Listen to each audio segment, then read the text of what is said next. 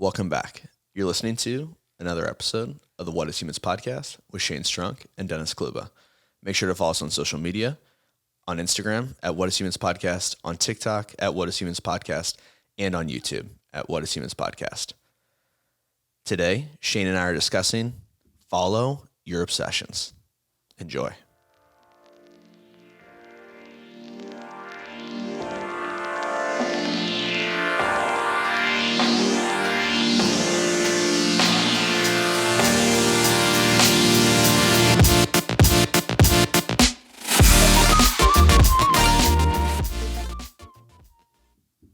Hey, welcome. You're on the What is Humans podcast. If you're new to this podcast is conversations and personal development where myself, Shane, and my co-host, Dennis, discuss everyday life, topics around philosophy, mindset. By having these conversations, hopefully you can find some value in them as well. And most importantly, we are experts in almost nothing. What's up, dude? Nothing much, man. Like I said, it's been a process that we've been on for the past couple, month or so, getting things moving in the right direction. And yeah, I feel good. We're in this studio that we've really built over the past couple, 2-3 weeks. That's really, we're excited to kind of show you some different angles at some point. Maybe we'll do like a studio walkthrough kind of video, but yeah, totally. We have some guests lined up too. Some friends of ours that we find will be interesting conversations for us. And it's all going to be around the same topics around mindset, philosophy, but more in a storytelling manner. Yeah, so for sure. How's your week been? It's been good, man. I'm excited for this topic. Yeah. I think it relates a lot to, periods of our lives when we don't maybe have a direction or maybe don't know our direction.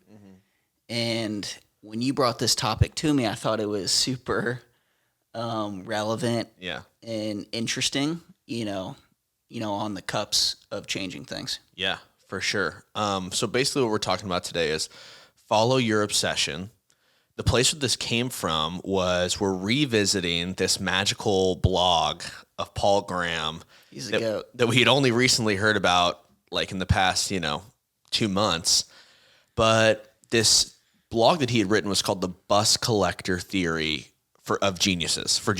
Okay. Odd name. Yes, exactly. Which intrigued us. And what he had talked about, and we talked about this in a previous episode of how to do great work, was really 3 different things, which were, he summarizes it into ability, determination, and then, you have to do it in a field where you have curiosity and there's the opportunity to grow. There's room to expand. In that field. Exactly. That's kind of the intersection that you want to live in. It has to be something that you're good at. You have a natural ability for, like I said. But he also said that's to do great work. This was about all geniuses and how they have what they have that's different than just determination and ability. And what he talks about is basically obsession. And what he gives as an example is these people that would collect bus tickets from different time periods, just like you have coin collections or maybe you have stamp collectors, etc. Yeah. But they obsess over this thing, the different details of it, the materials, different states or, different stops that the bus collecting, tickets are from. And they're just obsessed with it for no return, no reason that they would do monetary value. It's not a job for them. No. It's just a pure interest. Yeah. Or passion or hobby that gives them life. Exactly. And he talks about how that obsession relates so directly to other geniuses that have come before them. He mentions specifically JRR Tolkien, who wrote Lord of the Rings, and then also Darwin, who obviously we know about like theory of evolution and, exactly. And so that's kind of where we start today with following your obsessions, and we'll kind of go off into different areas within that. Yeah, I think to set the stage a little bit, it's let's make this a little more practical to the everyday person. Yeah. What is it about maybe careers or a first job or something that made us choose? Are we choosing jobs off of obsession or that curiosity piece, or is it off of that determination and ability? So I think it's really hard to find a career or a calling that hits all three, but maybe let's just like call out some differences first. I think we've talked about this really specifically in the past month, which has been really good, I think, and therapeutic for us too, but hopefully people at home as well. But there's the frustration, I think, that exists when you're coming out of college and kind of the process that we use for, hey, like you have a major, you should do something within that field. And I think that most people, and Paul talks about this, have determination and ability to a certain extent or degree. To do the job that you have. Yes, exactly. And so we kind of get confused, I think, at that time when you're 21, 22, and you're like, okay, here's this broad major. I should do something with that degree because it cost X amount of money, or I have student loans on X, 4 years that I've done university at. And I know I have an ability. I just need to get a job to get rid of this societal pressure that maybe my obsessions would not cure. The things that I'm really interested in don't have, a guaranteed return like a more typical job would. Right. So to meet that societal pressure, you said, to pay the bills. Yeah. To, create a safety net. These aren't bad things. No. And, the difference is like what, like we talked about this last week, is like doing something that doesn't have a monetary value, but it is a thing that you're curious and passionate about. How do we follow those things when we don't know, if there's monetary or safety, from following those things? Yeah, no, it's so true. And that's what we'll be talking about. So exactly. And Paul goes in and talks about a rational person would not follow their curiosities just so deeply with no guarantee that anything's going to work out. He talks about Tolkien was so interested in like kind of creating and writing this elvish language, which later obviously he ended up writing all the Lord of the Rings books, right? But that's a kind of irregular obsession. It's a very weird, thing, but turned into something amazing, very fruitful for him. Exactly. And a normal person, like you said, would hedge their bets. These is kind of the two options, which we just talked about. Hedge your bets and do something where that is a known path that works. We just talked about it, right? Your more corporate job, something that is sustainable, is proven, whatever that job is for you. But the determination and ability that you have within that, a lot of other people are going to try and do that, and a lot of people have determination and ability. Versus obsession, which you might not be obsessed with that thing. If you are, amazing. If you love law, like no matter what, like you do it if nobody paid you. Suits, yeah. Amazing, suits. But if you don't, every day it's going to test your determination and ability to get up and go do that over and over again. And it will test us because maybe we don't have that curiosity or passion. Exactly. Because if we do have that obsession, he talks that will always trump.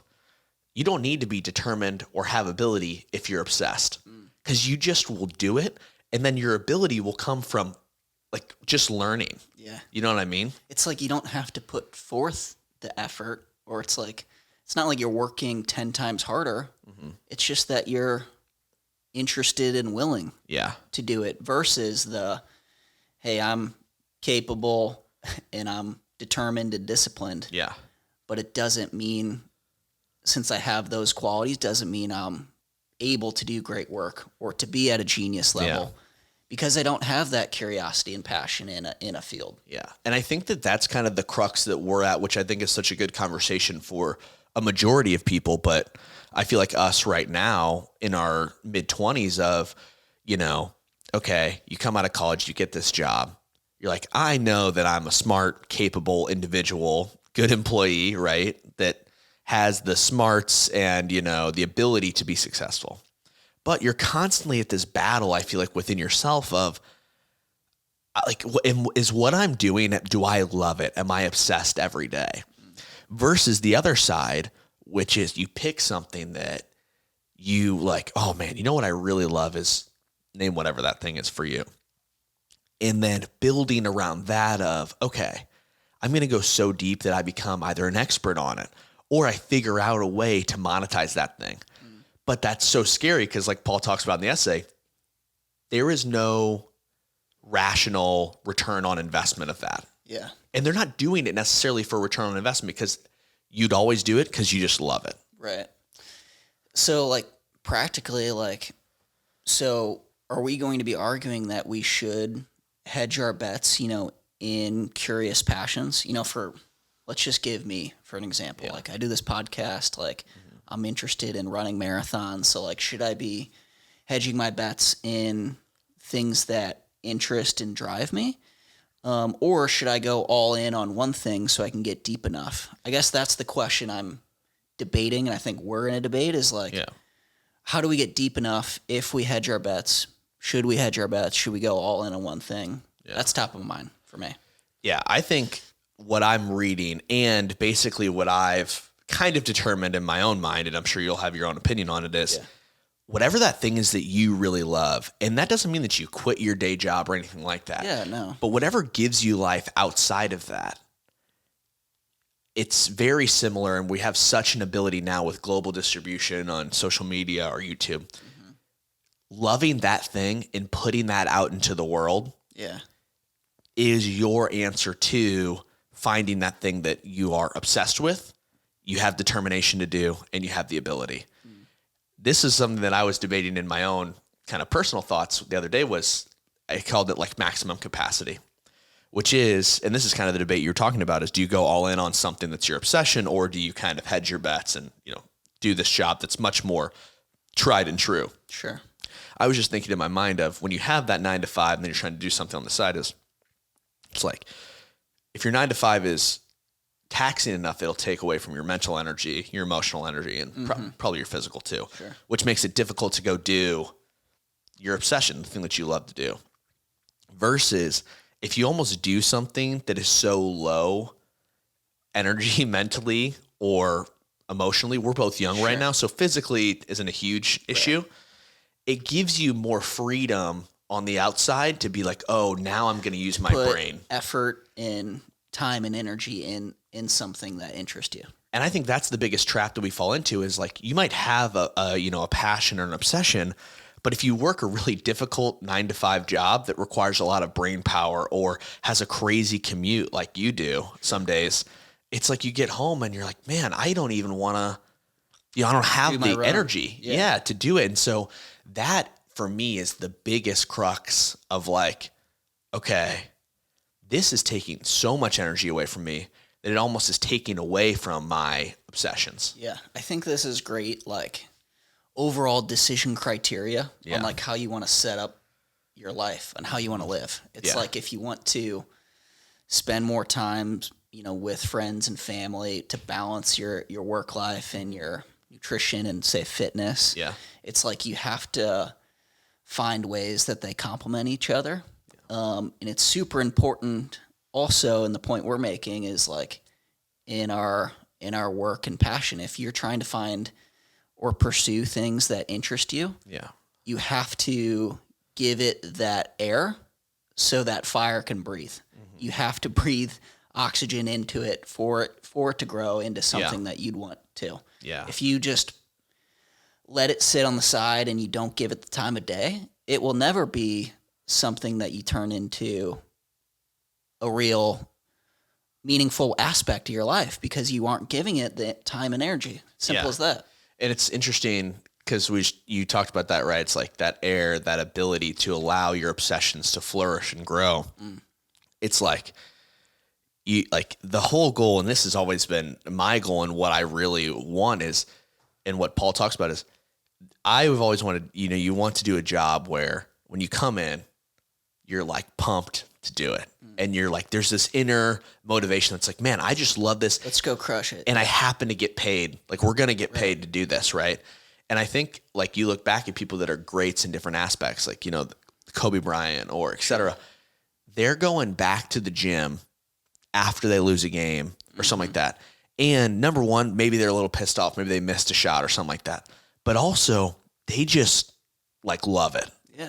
And I think that that's a thing where you just want to get to in your life. If you can figure out a way to do that thing that you walk into work like, I would do this if they gave me no money, if I was making minimum. And I think that's like kind of what Gary Vee argues a lot, right? It's like, if you'd be happier making 70 grand doing something you love and stepping away from the 150K job that you kind of hate. It's like minimize your expenses, like live, off a couch. It's like, make it so where you can give it that energy, like we said, versus, pushing it down further and further down the road. Yeah. To ever begin to do something. Completely. And one point that he makes too, which is another kind of avenue is, and this is, the whole article was about these genius theory. And the one that he talked about before that we discussed was how to do great work. And I think similarly, the whole point of these interests and obsessions that probably haven't been discovered by a lot of people is because there's no guaranteed return. So people don't go way down the rabbit hole on it. But if you do, you'll find nuances, new roads. You'll find, things that have yet to be discovered, which will almost make you by default an expert in that field. Now, does that have monetary return? Who knows? But like I always used to think about, do you remember the show like Pawn Stars? I do. They would bring in like experts on the most ridiculous things. Yeah. Like, oh, this is a Beanie Baby expert. Yes. Or whatever. Exactly what you're talking about. And that person probably just became an expert because they were obsessed with Beanie Babies. Mm-hmm. I don't know if that had any monetary return, but it's like they know more about them because they went deep into something that previously people hadn't. They became the subject matter expert for sure. And it's like, what is that thing for you that you love outside of work potentially that you're like, man, I could be a great teacher, expert, philosopher on this subject. I think it's also more broadly, like maybe it isn't always going to be related to career or profession or monetary value. It's like you think about like what you do for a friend, a loved one, a child. It's like why parents are so driven to care and support, for their, like, we're not fathers. Yeah. But it's like, I imagine that same thing is like a love and interest in what you'd give it. So it's like, if you want more time with your family and loved ones, it's like you have to make sacrifices to give yourself more time and energy with those things. Yeah. So it's a story as old as time is like how you allocate your time. Mm-hmm. And this is just a more practical way to look at it, specifically like in the sense of interest and passions in your life. For sure. And it's so funny you brought up family because in the article he talks about how it's much more difficult for individuals to do this once they have a family because that obsession is often filled with your children and your, relationship. Yep. And it's so true, like you just said, is, okay, maybe if you weren't taking time beforehand to discover that thing that you really love, you have your family now, okay, that's the thing that I love. And so it almost is like an urgency matter too of, hey, okay, you have a family, you should start right now pursuing that passion because when you do have a family, it's going to be that much more difficult to allocate the time, energy, and resources to a new hobby. Yeah. Yeah. Cool. Let's talk about like how we can apply, this idea of follow your passions. Yeah. We've listed a lot. Yeah, we have listed a lot of things. I think that this idea, and this is kind of coming back to the hedge your bets thing of you can either pick something that's already been proven, you can go in there, or the other error that you can make is you go too shallow with a bunch of different hobbies and passions that you're never deep enough to really discover anything about that or yourself and like why you're probably not going shallow or why you're not going deep enough is probably because you don't have an interest or a true curiosity in that. Completely. So I think it's finding and almost looking at what you already do, because I bet you do something, or you have a curiosity already that you really maybe you just don't even notice that you do anymore. Yeah, just like think about things that excite you, that Yeah. you're genuinely curious in. I think that's just a very simple Step one. one. Yeah, for sure. I don't think this is going to be a topic where we've talked about before, finding that's a whole different conversation. Yeah, no. Well, I think it's more of like you should know, Yeah, I'd say. exactly. So with that, I would say we have to give it life. You have to give it energy. You have to pursue it and be willing to do it, even if it doesn't have a monetary reward or an end game, or it's going to make X amount of dollars or make me happy. Yeah. It's just something that is genuinely that you're curious and interested in. Yeah. And you have to give it life if it will ever turn into anything. Completely. It's almost like you have to, whatever that thing is, don't stifle yourself or think, oh, I'm spending too much time on this, or this is crazy. Last night I stayed up all night doing X. It's like, be healthy about it. It's okay to be a little obsessed and to binge things, to stay up late, to pursue things that might not seem very standard for someone else. Yeah. If it's an interest that you have, there's probably a reason inside of you that you have that interest. Yeah. The third thing that I was going to say too on, giving it life, this is one tidbit that he mentioned, but I thought it was so important, was people that can succeed in this are people that talk about it. So whatever that obsession is, model trains, running, Sure. it's, graphic design, whatever that thing is, go on your journey, be obsessed with it, and then talk about it through, if it's with friends and family, on a blog, in a Discord channel.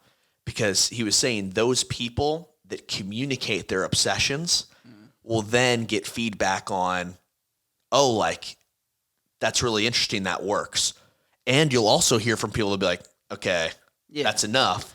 But that means that you're probably onto a right path if people don't agree or haven't heard that yet. Yeah, it's like be a lighthouse for your ideas. Like attract what you want to attract. Yeah. By putting yourself out there in a passion or an interest or a hobby, let's say, like the bus ticket collector is, you find the people that are like-minded to you. Yeah. It's not like you have to go and seek them out. It's just you go and be yourself, and turns out they'll come to you. Yeah. It's sharing your obsession with the world. Cool. Don't hide it. Yeah. So the third is just share your passion. Yeah. Your passion. The people in your life will come to you then. And I would argue that in today's society, like, that is a hard thing Definitely. to get over, but we have more access to it than ever. Right. So, Totally. Yeah. Why are we talking about follow your passions? yeah, I think that we really stumbled upon this topic in this essay, but I recently have, experienced it where a lot of the things that I'm doing right now, and it's taking me a long time to get here, I'm obsessed with. Building these brands, talking about, podcasting, sharing these ideas that I've recognized the internal change within me of dreading work and recognizing, oh, the thing that I really want to do, that gives me life and I'm excited to go do it every day. And I think that's a feeling that we all should feel at some point, even when it's scary. Yeah. I think for me, anyone who's like kind of known me for a while, it's like I've always had like these strong passions in thing. It's been nutrition, running, it's been hobbies or health and fitness, and it's just like kind of like a reminder for me. It's like how it is super important to be and pursue your own interest, because that's kind of what makes you you. It's kind of what made me. So it's like by pursuing these things, it creates the path you want to live, and say it's the monetary, all the other things that come with it. Follow you pursuing your interest and you being exactly you. Yeah, completely. So let's do a little bit of a recap. Yep. So today we talked about follow your obsessions. this topic really came from a blog that Paul Graham wrote and published that was all about the train ticket collector, the bus collector theory of geniuses. The hobby collectors that it's post stamps, cards, whatever. Exactly. We talked about how the ability and determination will only get you so far. The obsession with something is going to push you over the edge to kind of create that really meaningful genius work. Or the ability to do great work. Exactly. And then we got into our hows. Our first how was like really just finding your own life, what things you're curious and interested about. And then secondly, you have to give those things life. Yeah. If you don't give them life, they're just going to be suffocating in the corner. You're not going to be able to do those things as often. You won't make a career living off of it if you don't give it the time of day. Yeah. And then the third was like, you have to share it. Like you have to share your passions and interest if you want to attract the career, let's say, or the people or the other interest. The ability to share it with more people is that third step. Yeah, completely. And then we got into our whys. I just talked a little bit about recognizing in different environments when I felt like I've been chasing things that are truly my passions and get me out of bed myself. And I want to feel that more and more as opposed to that dread of, oh man, like I have to go to work right now or have to do this. I think for me, it was just the reminder of how important it is to follow your own interests and passions, because that's what makes you who you are. And I think that wraps another week of What is Humans. Thanks, guys.